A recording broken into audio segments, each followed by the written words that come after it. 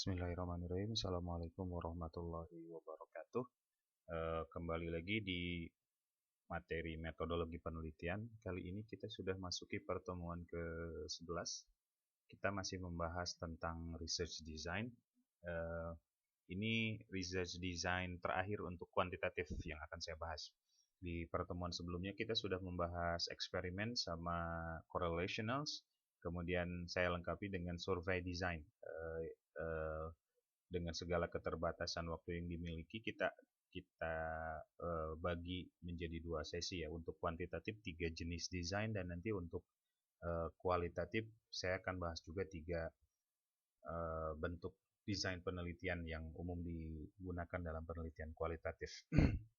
Baik, seperti yang sudah tadi saya sebutkan bahwa survei design ini masih terkategori di metodologi penelitian kuantitatif. Artinya penelitian ini, jenis penelitian ini memiliki karakteristik yang sangat kental di kuantitatif. Biasanya dari segi data berupa angka, dan segi pengolahan menggunakan analisis statistik. Jadi jangan heran kalau survei design ini adalah sangat kental dengan penelitian kuantitatif ya. Di sini disebutkan bahwa yang namanya survei design itu adalah prosedur yang ada dalam penelitian kuantitatif, di mana peneliti melakukan survei kepada sampel. Nah, ini kuncinya selalu ada survei kepada sampel. Kalau ada sampel berarti ada populasi. Kata kunci dalam penelitian kuantitatif biasanya ada sampel dan ada populasi. Karena nanti hasil dari sampel ini akan dibuat generalisasi atau keumuman, atau digunakan sebagai kesimpulan terhadap keseluruhan populasi. Misalnya ketika proses pemilu dilakukan, biasanya ada banyak lembaga survei yang membuat quick survey gitu ya, quick survey untuk melihat quick count untuk melihat bagaimana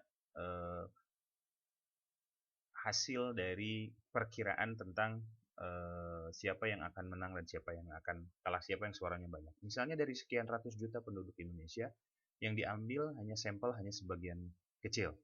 Misalnya dari sekian ratus juta yang diambil hanya 3.000 atau sampai 5.000 maksimal. Nah, dari sampel yang diambil ini nanti si pensurvey ini bisa membuat kesimpulan bahwa dari 5.000 ini yang kebanyakan memilih ini, dia akan bisa menyimpulkan bahwa kemungkinan besar pasangan A itu unggul daripada pasangan yang lain. Nah, ini yang disebut dengan ciri khas dari penelitian kuantitatif ya. Dalam hal ini dalam penelitian desain penelitian survei, adanya generalisasi dari sampel bisa digunakan sebagai informasi untuk melihat apa yang terjadi di populasi secara keseluruhan. Nah, tentu saja karena berkaitan dengan kuantitatif, jumlah sampel pun akan sangat menentukan terhadap keakurasian atau ketepatan dari hasil penelitian ini. Semakin mendekati ke populasi, semakin banyak sampel, maka hasilnya akan semakin baik. Jadi kalau dalam penelitian kuantitatif itu lebih mendekati ke jumlah populasi sampelnya, maka relatif lebih baik. Oke, nah dilanjutkan lagi, misalnya tadi ada sampel dan populasi, kemudian untuk menggambarkan apa dalam penelitian survei, biasanya di dalam penelitian survei itu yang dikajinya adalah, yang ingin dicarinya adalah tentang attitude, tentang opini, tentang behavior, atau tentang karakteristik dari populasi secara keseluruhan. Ini biasanya jika Anda melakukan penelitian tentang attitude, tentang opinion, tentang behavior, atau tentang karakteristik berdasarkan populasi berdasarkan sampel, maka desain penelitian yang cocok Anda pilih adalah penelitian yang sifatnya desain penelitian survei ya. Nah, di sini juga sudah dijelaskan bahwa yang namanya penelitian survei ini, atau peneliti yang melakukan survei ini biasanya melakukan data atau mengumpulkan data berbentuk angka. Angka ya menjadi kata kuncinya untuk penelitian kuantitatif, itu selalu berbasis data yang berbasis angka. Numbered using questionnaires, menggunakan angket. Angketnya bisa mailed questionnaires, jadi angket yang dikirim, disebar melalui pos ya. Kalau dulu kebanyakan orang mungkin questionnaires-nya dalam berupa printed, bisa bisa dikirim ke responden. Atau dalam interview, misalnya wawancara langsung juga bisa digunakan sebagai sarana atau instrumen yang digunakan untuk mengumpulkan data penelitian survei. Lanjut lagi, kata kunci berikutnya dalam penelitian survei itu adalah statistically analyze.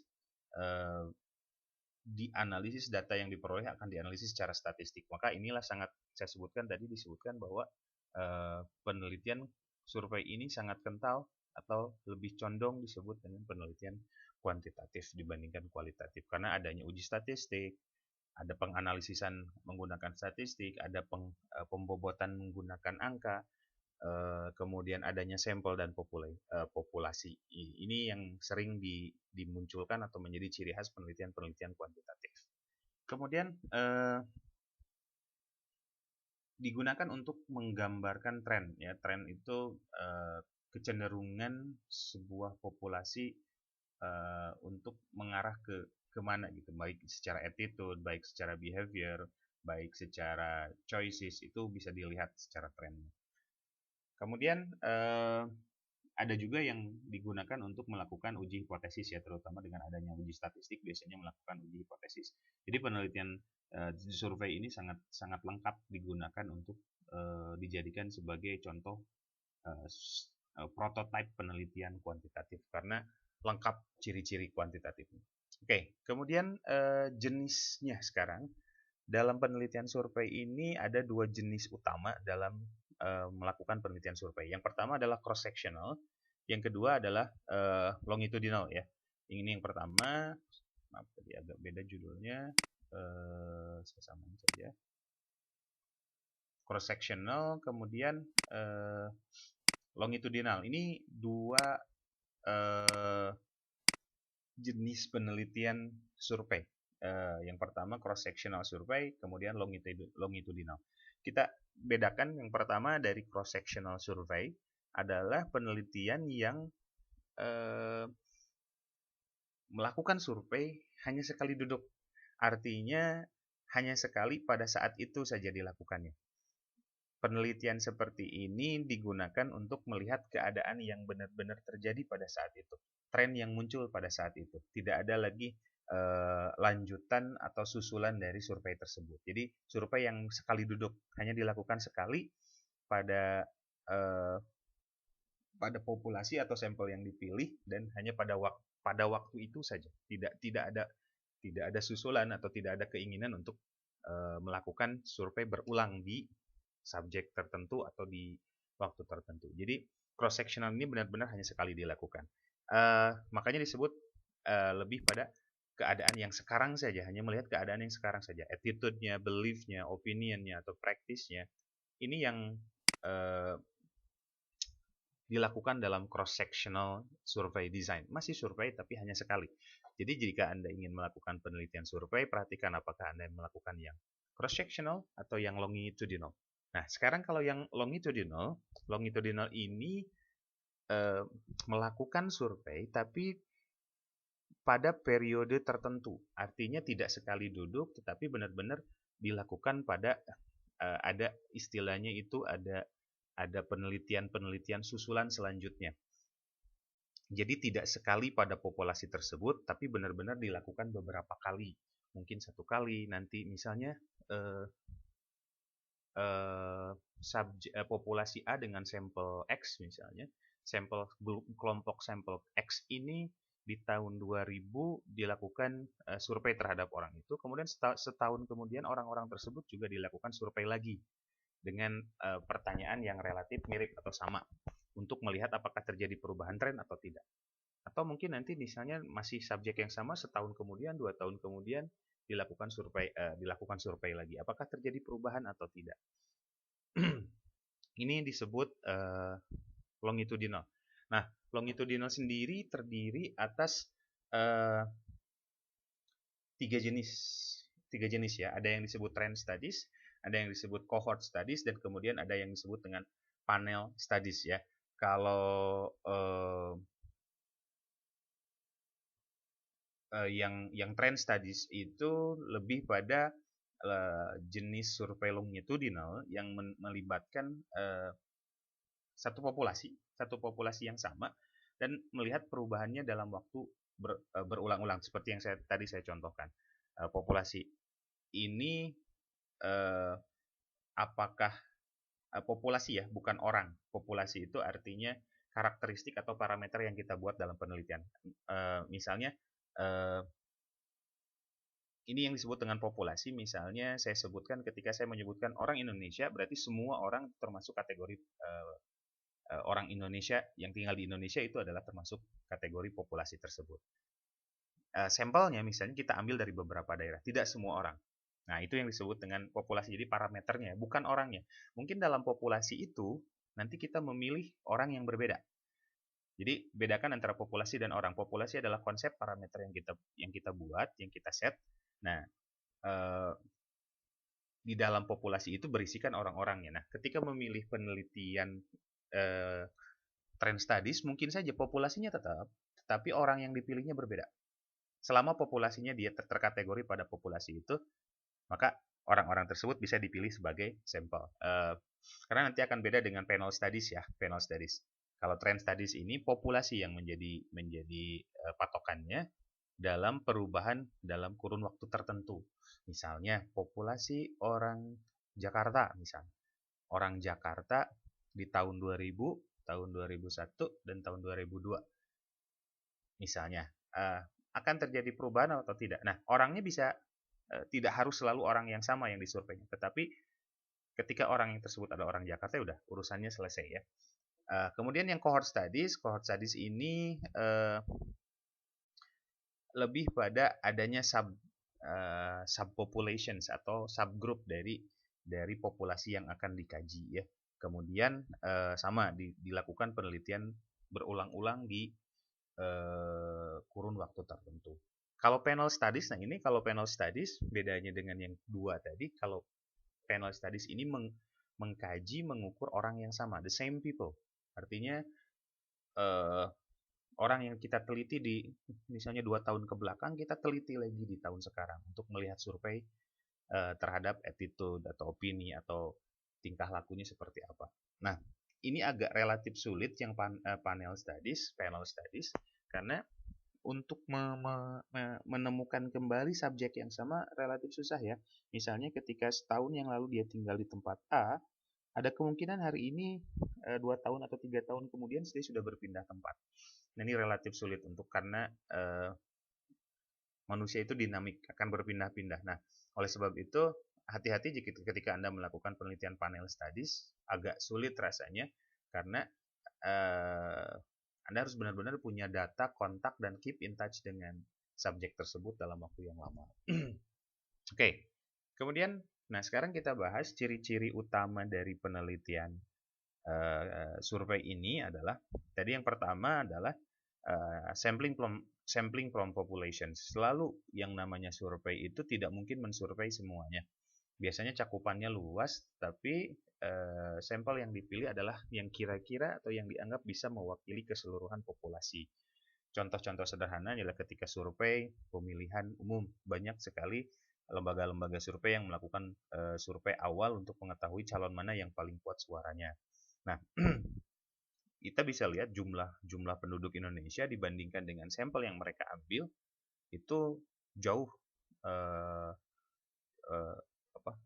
perbedaannya sangat jauh. Kadang sampel tertinggi itu yang saya lihat bisanya hanya sampai 5.000 ya. 5.000 sampel dari mewakili misalnya sekian ratus juta pemilih aktif. Tapi dianggap sampel itu akan bisa mewakili. Sehingga dalam penelitian survei tidak heran kalau yang dimunculkan bukan jumlahnya, tapi prosentasenya. Misalnya 54% orang memilih A, 46% memilih B. Jadi yang diambil adalah prosentasenya. Karena dianggap dari jumlah itu, persentase itu bisa mewakili ke populasi nanti. Kemudian ciri yang kedua dari penelitian survei ini adalah berbeda dengan penelitian-penelitian yang lain. Kalau penelitian survei itu instrumen yang digunakan ya lebih spesifik ya. Kalau tidak questionnaire ya interview. questionnaires dan interview. Ini dua instrumen yang hampir-hampir mirip ya. Yang satu dilakukan secara lisan, yang satu dilakukan secara tulisan. Ini pernah kita bahas di pertemuan sebelumnya tentang instrumen. Kemudian, nah berikutnya adalah ini ada designing instrumen. Artinya bukan berarti penelitian lain tidak merancang instrumen, tetapi sebelum eksekusi penelitian survei ini wajib menyiapkan instrumen terlebih dahulu. Artinya instrumen itu sudah benar-benar final, sudah benar-benar sudah bisa digunakan. Tidak ada lagi instrumen atau item yang cacat dalam instrumennya. Sehingga ketika sudah dilepas atau sudah diberikan kepada responden, ketika responden mengisi, data akan benar-benar bergantung pada kualitas dari instrumen yang dimiliki. Kemudian high response rate-nya itu sebaiknya rate respon atau tanggapannya itu sangat tinggi. Artinya tinggi dari segi kuantitas dan tinggi dari segi kualitas. Tinggi dari segi kuantitas artinya misal karena ada kemungkinan ya ketika kita menyebar angket atau meminta orang mengisi angket dari 100 orang ada kemungkinan yang mengisi itu hanya 50% atau 60%, 70%. Sebaiknya untuk penelitian survei harus setinggi mungkin karena jumlah sampel yang harus diambil itu harus benar-benar mewakili ke populasi. Kemudian secara kualitas, nah misalnya ketika kita mengirim angket kepada 100 orang dan angketnya terdiri dari 50 pertanyaan misalnya, apakah orang itu mampu atau mau mengisi ke-50 pertanyaan tersebut dengan baik dan benar. Ini juga harus benar-benar diperhatikan dalam penelitian survei ya, penelitian survei. Nah, ini ada gambaran cara di bukunya Creswell ada gambaran tentang bagaimana memperoleh data yang dalam proses survei. Yang pertama yang harus diperhatikan adalah dalam mengisi instrumen atau dalam mencatat data itu atau mengisi data itu ada dua kemungkinan. Pertama, bahwa dalam yang mengisi data ya atau yang mengisi data atau yang melengkapi data itu apakah partisipan atau si penelitinya. Misalnya kalau partisipan biasanya peneliti mengirimkan, misalnya ini menggunakan mailed questionnaires, jadi mungkin ini agak kalau di zaman sekarang udah mulai dibikin ke dalam link atau ke dalam lebih ke banyak electronic questionnaires ya yang lebih condong sekarang ini trennya ada di sini. Kalau mailed questionnaires udah agak jarang. Kalau dulu ada penelitian yang kita mengirimkan surat atau angket kemudian untuk meminta diisi angket tersebut untuk dikirimkan balik ke kita. Nah, ini yang pasti yang mengisinya partisipan dong, karena partisipan harus menjawab, harus mengisi sesuai dengan opini atau keyakinannya dia. Atau electronic questionnaire yang sering kita lihat sekarang dalam bentuk Google Form, dalam bentuk web, dalam bentuk aplikasi-aplikasi yang digunakan untuk memperoleh jawaban atau respon. Atau bisa diisinya oleh researchers. Jadi researchers ini biasanya dalam bentuk yang pertanyaan interview. Jadi si responden tidak mengisi apapun, tapi dia ditanya oleh interviewer. Nah, interviewernya ini yang interview ini yang nanti pewawancaranya yang mengisi instrumen yang diberikan. Apakah sifatnya one on one, atau to group, atau over telepon, terserah ya. Anda bisa pilih yang mana. Apakah wawancaranya face to face satu orang, atau dalam bentuk kelompok. Biasanya kalau dalam bentuk focus group biasanya sekitar 4-6 orang yang disarankan untuk dilakukan dalam penelitian survei per sesi ya, per sesi bukan berarti fokus grup itu hanya berisi 4 atau sampai 6 orang, tapi per sesi segitu untuk memastikan bahwa jawabannya bisa mengakomodasi ya. Bisa mengungkap jawaban dari tiap individu. Kemudian over telepon juga sama, telepon interview juga sekarang sedang populer di era COVID ini karena tidak boleh ada face to face, jadi orang bisa melakukan interview melalui telepon ya, atau voice call atau video call ya kalau sekarang. Nah, ini langkah-langkah yang bisa diambil ketika Anda ingin melakukan penelitian survei. Pertama, tentu saja Anda harus menggambarkan atau memilih populasi atau sampel yang akan Anda jadikan target survei Anda. Kemudian, nah ini juga sama, benar-benar harus disebutkan ya bagaimana sampel itu dipilih. Mungkin di pertemuan keberapa ya? Di pertemuan sebelumnya kita juga sudah membahas tentang sampling. Bagaimana sampel diambil dari populasi. Jadi sampel ini boleh Anda pilih cara yang manapun dengan catatan ada alasan logis dan teoritis ya. Tidak boleh asal ya, apakah random atau non-random atau misalnya snowball sampling atau menggunakan convenient sampling atau purposive itu terserah Anda. Kemudian ini juga penting jumlah sampel atau ukuran sampel karena jangan sampai jumlah sampel yang kita pilih itu kurang memadai untuk melakukan generalisasi. Jadi sebaiknya pertimbangkan baik berapa jumlah sampel yang akan Anda pilih ya. Sebaiknya lihat dari jumlah populasi. Semakin mendekati jumlah populasi, maka semakin baik. Misalnya gini, kalau populasinya adalah 1000 orang, maka sampel 200 orang akan jauh lebih baik dari sampel yang 100 orang karena lebih dekat ke angka 1000. Kemudian tadi pertimbangkan mau pakai yang longitudinal kah, manakah yang mana yang atau mau yang cross sectional kah, itu terserah Anda. Juga sama, tergantung pada perhatikan research question-nya. Apakah research question-nya ini membutuhkan yang cross sectional atau yang longitudinal. Kemudian ini juga penting, tadi saya sebutkan ada harus memperoleh obtaining high response rates. Nah, ini tuh salah satunya digunakan dengan instrumen yang sangat jelas. Kalau dalam penelitian survei, sebaiknya pertanyaan-pertanyaan yang dibuat itu benar-benar berbobot dan tidak ambigu. Kemudian instrumen yang dipilih itu harus benar-benar sesuai, apakah questionnaire atau interview yang seperti apa, questionnaire yang seperti apa. Kemudian ada reliability and validity-nya. Apakah instrumen itu sudah valid dan reliable berdasarkan penelitian-penelitian sebelumnya, terutama kalau kita mengadopsi penelitian yang pernah dilakukan oleh ahli, itu lebih baik ya daripada kita membuat sendiri yang belum tentu valid dan reliable. Kemudian harus ada bahasan tentang bagaimana cara memberikan instrumen tersebut. Kuesionernya seperti apa, berapa banyak, cara pemberiannya, cara pendistribusiannya itu juga disampaikan dengan baik. Kemudian follow up procedures, misalnya follow up ini ketika kita sudah mengirimkan sebuah instrumen ataupun questionnaires ataupun misalnya kita sudah mengirimkan mailed questionnaires, kemudian tidak ada respon dari subjek yang kita minta untuk mengisi. Nah, sebaiknya ada follow up ya untuk memastikan bahwa kenapa mereka tidak memilih atau ada keberatan apa atau mungkin mereka sedang berhalangan atau apa. Kita benar-benar harus ada follow up-nya untuk memastikan bahwa high rate response-nya itu benar. Nah, kemudian diberikan contoh cara jawab ya. Cara jawab jangan sampai karena masih banyak orang yang belum paham. Misalnya karena kalau dalam pertanyaan interview atau questionnaires itu banyak jenisnya. Ada yang multiple choice, pilih A, B, C, D, atau ada yang disuruh mengurut dari mana yang tertinggi sampai terendah, mana yang harus memilih agree atau disagree, dari statementnya apakah ini pertanyaan atau statement. Nah, ini harus benar-benar ada pemberian contoh untuk memastikan bahwa si responden bisa menjawab.